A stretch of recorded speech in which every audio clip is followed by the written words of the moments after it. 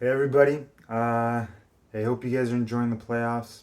Um, yeah, we just saw the Phoenix Suns beat Dallas, so let's start there. I want to talk a little bit about this second round and how I thought it would kind of unfold and what to look out for.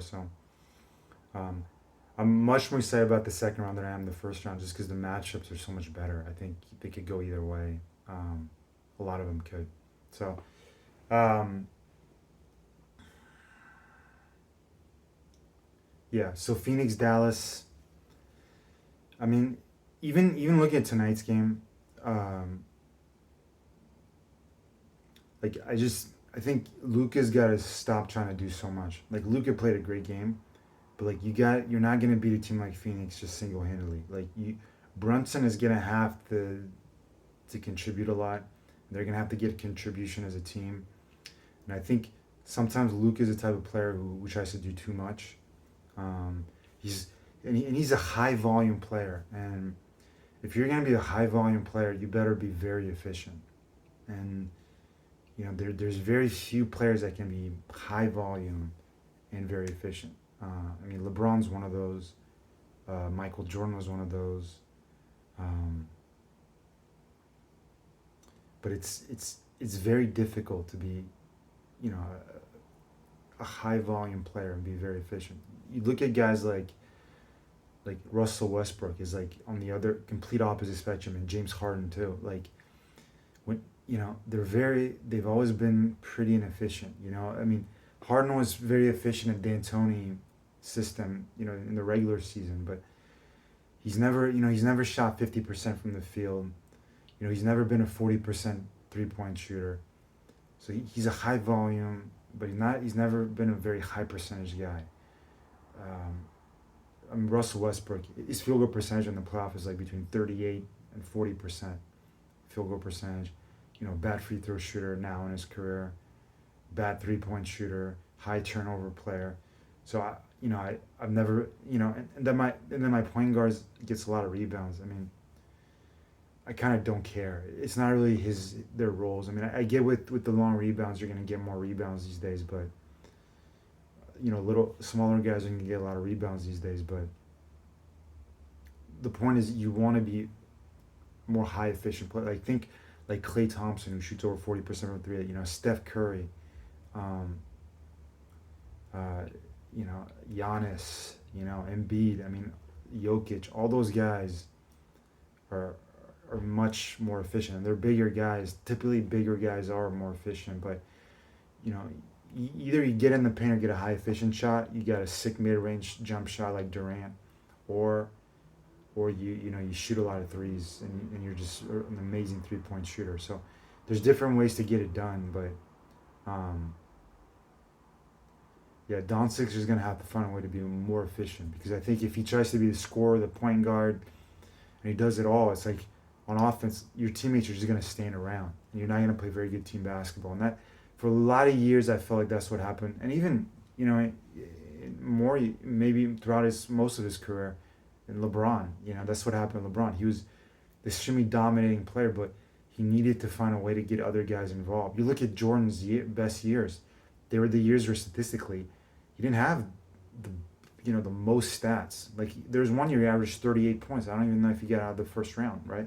So it's like it's about, but the years where he averaged 30, 32, 33, 30 points a game. I think one year it was only just his last year. I think it was only 27. It was one of his best years. If you actually watched that season, um, where you're not putting up the same statistics, you might, but your contribution to winning is just as much, if not more. You know, a perfect example of this, I think one of the most underrated basketball player is Tim Duncan. Like if you look at Tim Duncan's stats, you're like, so what, 20, 25 points, 10, 12 rebounds a game, a couple blocks. I mean, yeah, those are really good stats, but I can list you a bunch of power forwards who had similar stats. But what a lot of people don't notice about like Tim Duncan's stats were like his contribution to winning. Like he ran a very, like, his role in the offense, like he was always targeted by a defensive team. The game plan would always be tilted towards Tim Duncan. He was always a very good passer, always found open shooters. And in St. John, they ran a very egalitarian offense. And so a lot of guys got involved, whether it was David Robinson in the beginning, Sean Elliott, and then later on it was, Ginobili's and Parker's of the world. So, and even Kawhi and Danny Green in that last title. So that's the key is you got to play team basketball on defense and on offense. And usually the best teams win the championships. Obviously, a lot of times the best player is on those teams, but that's what makes somebody a really good player is that they're able to put their individual stats aside and make the other guys better. Yeah, they're still going to get their numbers, but they're so good that when they want to get theirs, they get theirs, but they focalize on playing as a team. And anyway, I think Dallas needs to do that because if they don't do that,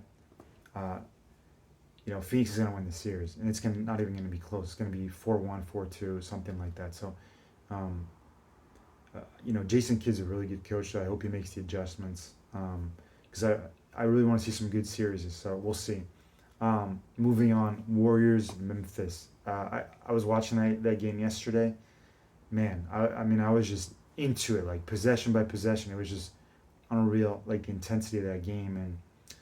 And I feel like the Warriors got a lot of bad calls go against them, which is kind of normal because when you're playing on the road, it's often like that. The Draymond ejection, I thought was not an ejection. I thought, if you're gonna give a flagrant foul and eject guys, it's got to be. I want to see intent to harm, and kind of like the Pistons would do to Jordan, right? I didn't see that from them from that play.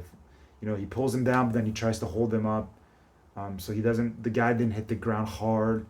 The slap across the face, that to say that it was a wound up, like he punched him in the face. I thought that was exaggerating. Yeah, he hit him in the face. Like it was like but it wasn't like a punch or it wasn't a vicious shot to the head. It looked like an incidental slap to the face, which happens many times in a basketball game. So I thought that ejection on Draymond was harsh.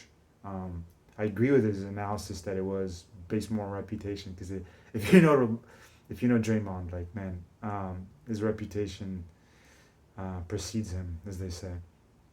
But anyways, I like the Warriors in that series. I think it's going to be close, but I think they're going to win it in 6. Man, the fact they won that game with Clay and Steph not playing so well and Jordan Poole just, lights out. Clay hit a big 3 at the end, but he missed those 2 big free throws. Clay was huge defensively on that last possession. Also Gary Payton, man,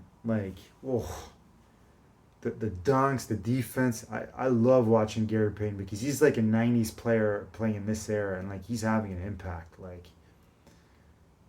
Man, he's on defense, he's huge. And on that last possession on Morant, yeah, Clay was just right on that. Just great help defense on Morant.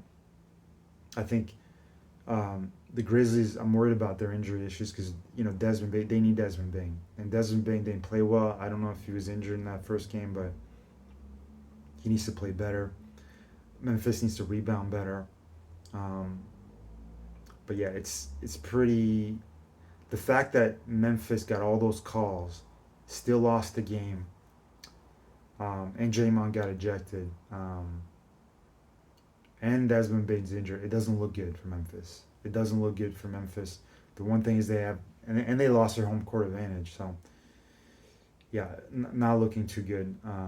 So I got the Warriors, and then let's see. Yeah, the Miami series. Obviously Embiid being injured, Kyle Lowry's injured too. But man, if Embiid doesn't come back by Game 3, 76ers have no chance. And they only scored 92 points tonight. James Harden was again just pretty much a no-show. So yeah, the Sixers, man, I'm just I just do not believe in them right now. Like James Harden's got to be somebody. Like he's got to be James Harden in his prime. He can't be the guy we've seen the past 3 to 6 months. Like if he's gonna be 18 points, 8 assists, James Harden. I mean, forget it. It's over. And Philly's got some good players. I mean, Harris, Maxey, but yeah, Miami's just too good. Oladipo's contributing now. I don't think the Lowry injury is serious. I think he'll be back, but I think there's a good chance it's a similar injury that Embiid had before the eye fracture. So he's probably going to come back with that mask in Game 3, and we'll see. But I'm afraid it's going to be 2-0 by then, and asking Philly to win 4 out of 5 games is a tall order. So yeah, I don't like him in that series. And then Boston, Milwaukee, man, like the way Boston punked Kevin Durant in that first round, Durant, the guy who I think a lot of people would argue was the best player in the league. He's at least in that conversation.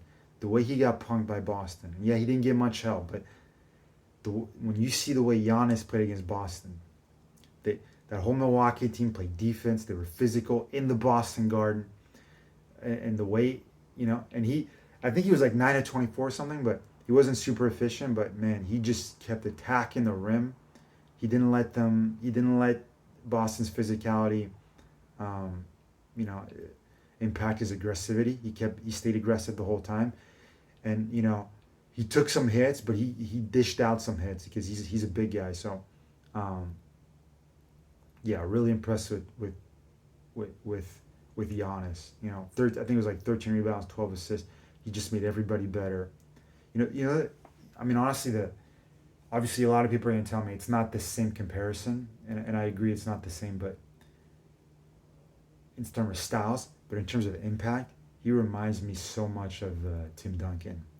Like, I just feel like Giannis is at a new level. I mean, he's the best player in the league right now, and he just there's this impact on the game. I can't remember a guy who's had that kind of impact on a game since, maybe Tim Duncan. Like it's not just offensively; it's on both ends of the floor. On defense, I mean, he's just that anchor. Just clears the whole paint. It just is his defense, like the way he moves his feet, just the fact he challenges every shot, he can block every shot, he rebounds, offensive rebounds. I mean, so he's that anchor in the middle, just like Tim Duncan. He moves his feet, just great defender. I mean, great post defender. He literally took care of every single big time Boston player. And obviously, he had help from Bobby Portis and Brook Lopez. I thought their contribution was good. I thought Milwaukee has a lot of size, so they don't have the same problem that Brooklyn had versus Boston. I mean, right now, the Bucks are the team with the size. So, man, these games, man, in the Boston Garden with the crowd, but just seeing the Bucks come in there and just handle and take care of business and just quieting that crowd was really impressive. But back to Giannis. Then on offense, like I said, I mean, he just attacks, and he knows his strength. He knows he's not a great 3-point shooter. He knows he's not a great jump shooter, but he gets in the paint. Even when he shoots jump shots, he gets closer to the rim. He's playing to his strength. Look, the guy's 6'11". He's very strong. He's very agile. Nobody can stop that dude. Robert Williams can't stop that dude. Hal Horford can't stop that dude. Like, Daniel Theis can't stop. They can slow him down a little bit, but that's why he reminds me of Tim Duncan. And even, when he's not super effective on offense, like, he's literally the whole defense's focus. So then the Connaughton, and I'm forgetting their shooters now, but the Drew Holidays, all those guys are just, Wesley Matthews, all those guys are just hitting threes. Grayson Allen, because they're wide open. They're wide open because the whole offense is just tilted on Giannis. And it reminds me a lot of also Steph Curry, because when he played the Warriors, One of the reasons Clay and Poole are so good is that when you play the Warriors, literally your whole game plan has to be to stop Steph. Because if you don't have a solid game plan to stop Steph, like he could make 92 out of 100 threes like he did in practice. And surprisingly, he's missed some free throws and three Steph lately, but like if you don't if you don't have a solid game plan in Steph Curry, he will kill you. You know, he will come in there and take the heart out of you. And so you have to, for Steph, you essentially have to focalize almost two guys. You got to be so far out on the perimeter. Your defense can't just be just right at the 3-point line. You're literally marking him like 5-10 feet beyond the 3-point line, if not further. Every time there's a screen, both guys have to come up so the whole paint just opens up. So, Steph Curry creates kinds of spaces and makes the defenses work so much harder just to cover him. And then you got guys like Poole and Klay Thompson, and then Draymond, who's a good passer. It's very difficult. And then even with the Wiggins can play, Otto Porter can play, Kuminga can play. They got a lot of guys who can play. So, anyways, the point I'm making is Giannis is having that same impact. It's like Boston, yeah, they can slow him down. They held him 925 shooting, but it took so much to do it. Kind of like, they did to Kevin Durant. The difference is that, Milwaukee's a much better defensive team. And so even though Brooklyn was decent offensively versus Boston, but defensively they can stop Boston worth a lick. Milwaukee's going to be able to do that. And the crazy thing is they don't even have Chris Middleton. And I was very worried from Milwaukee in my pick because they didn't have Middleton, but they're not even going to need him until the next round. And I think versus Miami, they're going to need Middleton to get out of that series. But I think versus Boston, they're going to be okay because Boston offensively isn't good enough. They don't have the shooting required to stop them. They don't have the shooting required to make Milwaukee work hard on defense and to make Milwaukee, and just to hit shots. Like, you're going to need to score points. And I think Milwaukee's defense is good enough that they're going to be able to contain Boston. And even though offensively they're going to have some trouble, they're going to be able to play as a team well enough to score enough points. So, yeah, that I think by far that the Golden State and Memphis series and the Boston Bucks series are the most entertaining right now. Series out of the four. I'm hoping Dallas and Philly can make those other two series interesting because I think they have the capability, but it all kind of depends on if Dallas can play as a team and get Brunson more involved, and if Embiid can come back. So anyway, I talked for a really long time, but man, I'm just really psyched about these playoffs. Like, this is the good part. This is the really exciting part of the playoffs. So I hope you guys are enjoying it as much as I am, and yeah, I hope you guys have a great week, and let's see some good basketball. Bye, guys.